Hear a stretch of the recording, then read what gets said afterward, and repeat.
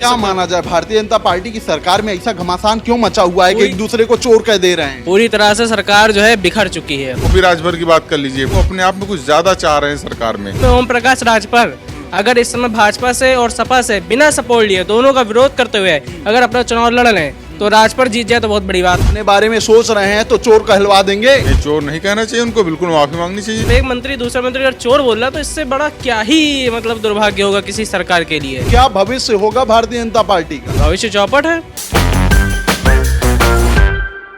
नमस्कार, आप देख रहे हैं खबर चौक और मैं हूं अमन सिंह वत्स आपके साथ। लगातार भारतीय जनता पार्टी की यूपी सरकार में फूट देखी जा रही है। कई नेता हैं जो आपस में ही भिड़ते नजर आ रहे हैं। एक बार फिर से भारतीय जनता पार्टी की सरकार में दो मंत्री आपस में भिड़ते हुए नजर आए। कुछ दिन पहले ही मंत्री अनिल राजभर ने मंत्री ओपी राजभर को चोर तक कह दिया। तो आज इसी पर दो ताली में चर्चा करेंगे अपने पत्रकार साथियों से कि उनकी क्या ताल है। जिस तरीके से भारतीय जनता पार्टी के अंदर नेता मंत्री एक दूसरे से भिड़ रहे हैं, किस तरीके से देखते हैं आप?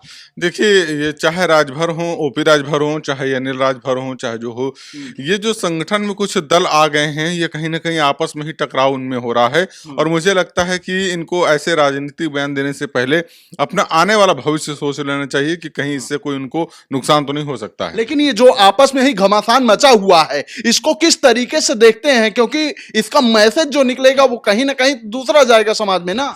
देखिए, इसके पहले भी चाहे वो अपना दल रहा हो, चाहे और भी कई पार्टियां रही हो जो साथ में जुड़े हैं, आपस में टकराव देखने को मिला। और ये टकराव कहीं ना कहीं ये बयां करता है कि सामंजस्य बैठ नहीं पा रहा है। कहीं की महत्वाकांक्षा जो है वो संगठन के जो बाकी दल हैं जो जुड़े हुए हैं उनकी महत्वाकांक्षाएं बढ़ गई हैं। वो ज्यादा कुछ डिमांड चाहते हैं। चाहे ओपी राजभर की बात कर लीजिए, वो अपने आप में कुछ लगातार जिस तरीके विस्तार कर रहे हैं, वो अपने आप में कुछ ज्यादा चाह रहे हैं सरकार में। संगठन में जिस तरीके से आके जुड़े और घटक दल में जुड़े, सरकार में आके जुड़े, उससे कहीं कि उनको लग रहा है कि उनकी छवि बढ़ गई है, उनका वर्चस्व बढ़ गया है और कुछ उनको ज्यादा बड़ा पद चाहिए। अपने बारे में सोच रहे हैं तो चोर कहलवा देंगे?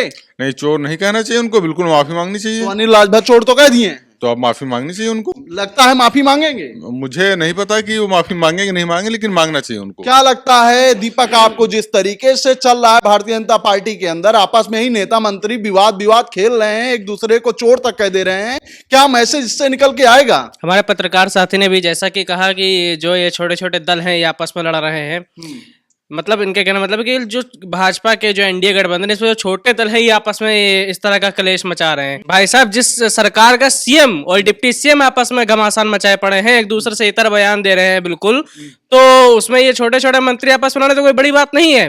ये उन्हीं से सीख के आपस में लड़ रहे हैं। तो इस क्या तरह माना जाए उप मुख्यमंत्री लड़ रहे हैं, मंत्री आपस में लड़ रहे हैं? जी हाँ, बिल्कुल। ये भाई उप मुख्यमंत्री और मंत्री जो लड़ रहे हैं आपस में जो गुटबाजी बना रहे हैं, यही जो इनके जो अदर मंत्री हैं ये उन गुटों में शिफ्ट होने की कोशिश कर रहे हो। कोई इधर चला जाएगा, कोई उधर चला जाएगा। तो जब जो टॉप मंत्री हैं वो ऐसे आपस में लड़ाई करेंगे तो छोटे छोटे मंत्री तो बेकार की बात है। क्या माना जाए, भारतीय जनता पार्टी की सरकार में ऐसा घमासान क्यों मचा हुआ है कि एक दूसरे को चोर कह दे रहे हैं? पूरी तरह से सरकार जो है बिखर चुकी है। अब इसके ऊपर से जो योगी का शिकंजा एक तरीके से जो इनको बांधे रखा था वह पूरी तरह से बिखर चुका है मामला। अब ये छोटी मोटी बात नहीं है कि अब जब तक केंद्र इसमें हस्तक्षेप ना करे, पूरी तरह से संगठनात्मक बदलाव ना हो, जब तक कि इसमें कोई विशेष सुधार दिखता नजर नहीं आ रहा है। जब ऐसी चीजें चलती रहेंगी, एक दूसरे को चोर कहेंगे मंत्री और उसके बाद उप मुख्यमंत्री किसी दूसरी बात का समर्थन करेंगे, मुख्यमंत्री किसी दूसरी बात का समर्थन करेंगे, तो क्या भविष्य होगा भारतीय जनता पार्टी का? भविष्य चौपट है। भविष्य बिल्कुल चौपट है। और साथ ही साथ ये जो इनके जो स्थानीय दल है, जैसे कि भी बताया, थोड़ा बात तो सहमत हूँ कि जो छोटे मोटे दल हैं इनकी अपनी कोई हैसियत नहीं है, इनकी कोई अपनी सियासी जमीन नहीं है। ये सब हैसियत नहीं होती तो मंत्री बनाया जाता। ये सब परपोशी है पार्टियां, ये परपोशी पार्टियां हैं। ये सब जो इनको या तो भाजपा के साथ मिल जाए तो सपा के साथ मिल जाए तो अजीत होगा तभी सभी पार्टियां अपने साथ ले रही है ना। देखिए, जो बड़ी पार्टियां होती है सोचती हैं कि छोटी मोटी पार्टियां कभी, जैसे कि पंचायत चुनाव होंगे, इसमें साथ दे देंगे, इसमें उनको थोड़ी मदद मिल जाएगी। ये कही विधानसभा चुनाव में ओम प्रकाश राजभर अगर इस समय भाजपा से और सपा से बिना सपोर्ट लिए दोनों का विरोध करते हुए अगर अपना चुनाव लड़ लें तो राजभर जीत जाए तो बहुत बड़ी बात है। मैं ये बात बिल्कुल दावे से कह सकता हूँ। अगर इतना भी वजूद ना होता तो उनको मंत्री क्यों बनाया जाता? ये जो छोटी छोटी पार्टियां आती हैं सरकार में, ये जुड़ती हैं, सरकार केवल इनको, जो बड़ी पार्टी वही सोचती हैं कि ये इमरजेंसी के टाइम पे भले ही हमारा काम आ जाए, छोटी छोटी पंचायत चुनाव में काम आ जाए, या इनका जैसे राजभर का है थोड़ा बहुत इनका मुस्लिम वोट मिल जाए, इस तरीके से चीजें के लिए मैनेज करने के लिए इनको जोड़ती हैं केवल, बाकी इनकी कोई इमरजेंसी के लिए बता रहे हैं रखा गया है, लेकिन एक दूसरे में गाली गलौज कर ले रहे हैं। इमरजेंसी कोई लाइट थोड़ी है, वो जो लाइट चली जाएगी तो आप जला लेंगे, जाहिर सी बात है भाई। वो एक जो पूरा आंकड़ा है वोट का, वो उनके साथ में है और वो वोट काटने का काम करेंगे, इसलिए उनको रखा गया। इस वजह से उन पार्टी को रखा गया कि उनका एक क्षेत्रीय वजूद है, उस क्षेत्रीय वजूद के चलते वो जो है अपना पूरा काम करते हैं। ठीक है, किसी वजह से इनको साथ रखा गया है, लेकिन ये आपस में चोर चोर खेल ले रहे हैं। अरे आपस में वो कुछ भी कह रहे हैं भाई, वो उनके घर का मसला है, इसमें जो है कोई दूसरा थोड़ी ना कहने वाले। घर तो एक ही है ना, भारतीय जनता पार्टी की सरकार एक ही है, उसमें दोनों मंत्री हैं। नहीं, घर एक कैसे हो गया? ये मोहल्ला एक है, हर मोहल्ले में घर अलग अलग बटा हुआ है, ठीक है। अब किसी घर में क्या चल रहा है उसमें दूसरे घर को क्या लेना देना है इस बारे में?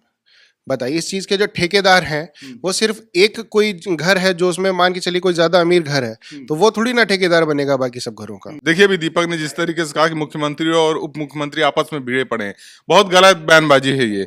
मुख्यमंत्री और उप मुख्यमंत्री अगर कोई गलत अलग अलग बयान दे रहे हैं, इसका मतलब ये नहीं वो आपस में लड़े हैं, ये सामंजस्य है। डिप्टी सीएम बनाए किस लिए जाते हैं? इसलिए बनाए जाते हैं जब इस तरीके के मुद्दे हों और वो इस तरीके से डैमेज कंट्रोल उनको करना हो, तो डिप्टी सीएम वहां जाके इस तरह बयान देके उसको कंट्रोल करें, ना कि इसका मतलब ये कि वो आपस में लड़ रहे हैं। आपस मतलब में एक लोग कालनेमी कह दे और एक लोग कह दे कि चरण स्पर्श है।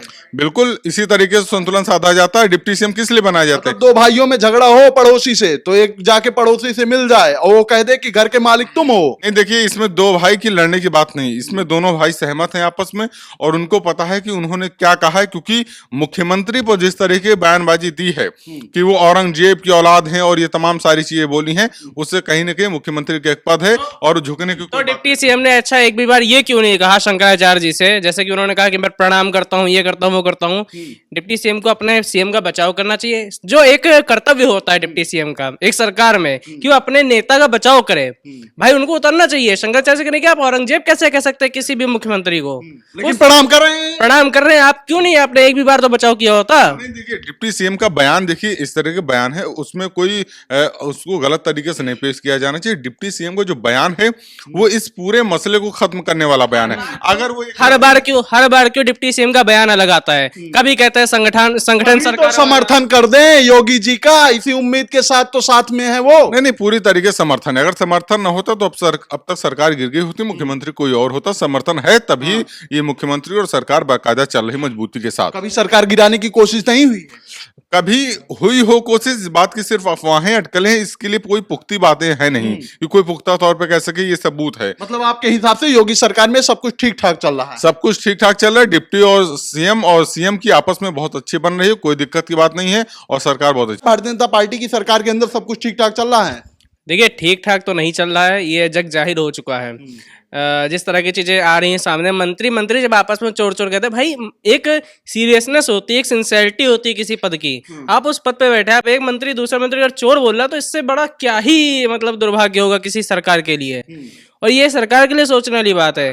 अगर सब कुछ सही चल भी रहा है तो एक मैसेज आना चाहिए ऊपर से, इनके ऊपर कार्रवाई होनी चाहिए। ठीक है, तो हमारे पत्रकार साथियों की अपनी अपनी ताल है, लेकिन जिस तरीके के बयान निकल के सामने आ रहे हैं उससे यही माना जा रहा है कि भारतीय जनता पार्टी के अंदर, भारतीय जनता पार्टी की सरकार के अंदर सब कुछ ठीक ठाक तो नहीं चल रहा है। फिलहाल आज की 2 ताली में इतना ही। ऐसी खबरों को आपके बीच में लेकर आते रहेंगे, तब तक देखते रहिए खबर चौक। कैमरा पर्सन अभिजीत के साथ Aman Singh Vats, Lucknow. New public inter college Lucknow, admission open. For more information, call 0522 282232 or 7755 089585.